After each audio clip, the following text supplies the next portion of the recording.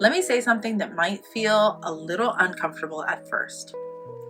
If your content is getting a lot of likes from other henna artists, but your bookings still feel inconsistent, there's a good chance that your marketing isn't broken. It's just speaking to the wrong audience. This is marketing mistake number 24, speaking only to other henna artists and creatives. And before we go any further, I want to be very clear as always, there's nothing wrong with community. There's nothing wrong with teaching, and there's absolutely nothing wrong with being respected by your peers. But peer validation does not pay the bills. Clients do. And somewhere along the way, many artists, especially those who've been doing this for a long time, they start creating content that subtly shifts. Without realizing it, your captions become educational for artists. Your language becomes technical. Your references become more insider focused. You're explaining paste consistency. You're talking about stain quality. You're sharing process breakdowns that are meant to impress someone who already understands the intricacies of the craft. And other artists will nod along, but clients will scroll past. Not because they don't like you and not because your work isn't beautiful, but because they don't see themselves in the story that you're telling. Here's the truth that most people don't say out loud. Teaching your peers builds credibility, but it does not build demand. Clients don't book you because you sound knowledgeable. They book you because they feel understood. And when your captions are written for people who already know what henna is, how it works, and why it matters, you leave your future clients behind. Burnt out hobbyists feel this one especially hard because you've been showing up, you've been posting, you've been consistent, you know your stuff, and yet something still isn't clicking. You start to wonder if the market is too saturated, if clients just don't value henna anymore, if maybe festivals are actually the only way that this business can work. But the issue isn't saturation, it's translation.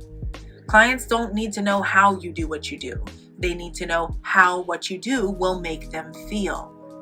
They care about moments, about meaning, about memory, about experience.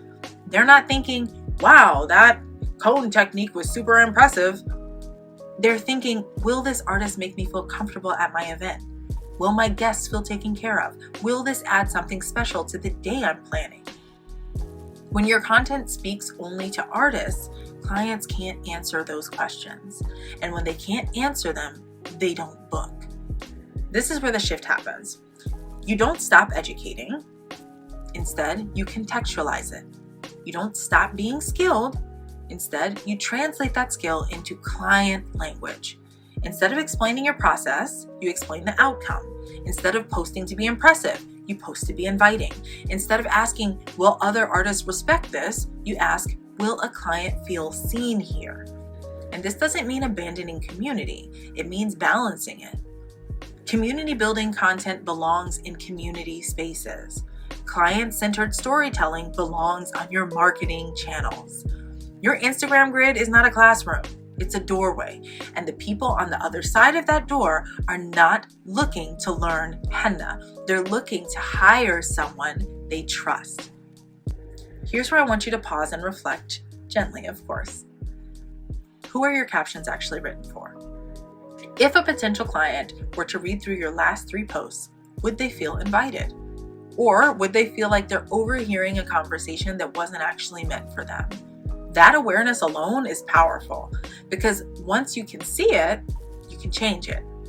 And here's the correction, the simple actionable shift that starts fixing this immediately. Go back to your last 3 captions, pick one, rewrite it with this single focus. What would my client want to know or feel? Not what would impress another henna artist, not what would spark peer conversations. What would help a client feel excited, confident, or relieved? Maybe it's reassurance, maybe it's clarity, maybe it's emotional connection. That one rewrite is enough to start changing who your content attracts. And if you've been feeling stuck, tired, or quietly frustrated, this is often the turning point.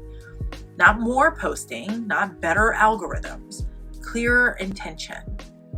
Inside the Hennapreneur app, we talk a lot about this distinction, the difference between content that builds community and content that builds clientele. Because sustainable businesses don't choose one or the other. They know when and how to use each. And if you want help recalibrating your messaging so that your content starts working for you again, attracting aligned clients, not just peers, download the Hennapreneur app and come join me inside of one of my programs there. You don't need to stop being respected by other artists and colleagues. You just need to start being unmistakably clear to the clients that make your business move.